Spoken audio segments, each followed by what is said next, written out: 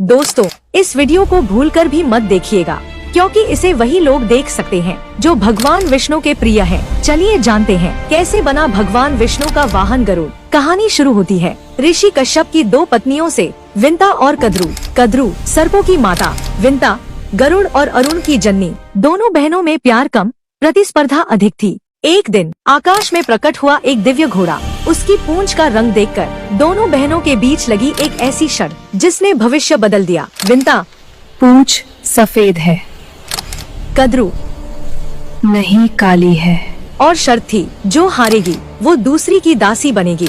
लेकिन कद्रू ने धोखे का सहारा लिया। अपने नाग पुत्रों को आदेश दिया, घोड़े की पूंछ से लिपट जाओ और उसे काला दिखा दो। धोखे की जीत हुई और विंता हार गई। वो अपनी ही बहन की दासी बन गई। जब गरुड़ ने अपनी माँ को इस दास्ता में देखा तो उनका हृदय क्रोध से जल उठा। वे नागों के सामने गरजे, मेरी माँ को मुक्त करो। नाग हंसे और बोले, मुक्ति चाहिए तो स्वर्ग से अमृत का कलश लाकर दो। गरुड़ ने चुनौती स्वीकार की और अकेले ही देवताओं से युद्ध कर अमृत कलश छीन लाए। लेकिन जैसे ही वे लौट रहे थे, स्वयं भगवान विष्णु प्रकट हुए। गरुड़, क्या तुम अमृत पीकर देवताओं को चुनौती देना चाहते हो?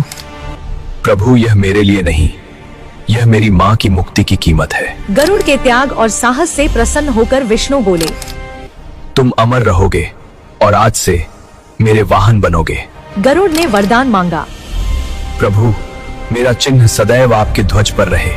तभी से विष्णु का ध्वज कहलाया गरुड़ ध्वज। और विंता सदैव के लिए मुक्त हो गई। लेकिन नागों के साथ एक रहस्य और जुड़ा। वे अमृत पीने से पहले स्नान करने गए और तभी इंद्र आ पहुँचे। कलश उठा लिया और स्वर्ग ले गए। नाग लौटे और वहाँ पाया सिर्फ घास। उन्हें लगा कि यहाँ अमृत की कुछ बूंदें गिरी होंगी, इसलिए वो उस जगह को चाटने लगे। इसी से उनका मुंह फट गया और तभी से कहा जाता है, नागों की जवा फटी होती है।